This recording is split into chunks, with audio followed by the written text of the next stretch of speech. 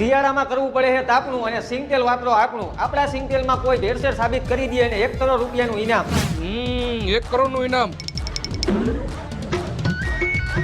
Hello, હું આપણું સિંગતેલ કંપનીમાંથી બોલું છું. બોલો ને. પેમેન્ટ ગૂગલ પે કરી દઉં હું અને એડ્રેસ પણ WhatsApp પર નાખી દઉં હું. ફટાફટ મારા ઘરે એક ડબ્બો મોકલાવો તેલનો. હમણાં થોડીક જ વારમાં તમારા ઘરે ડબ્બો આવી જશે. આલિયો ભાઈ આપણું સિંગતેલ ભેળસેળ સાબિત કરી દો તો 1 કરોડ રૂપિયાનું ઇનામ.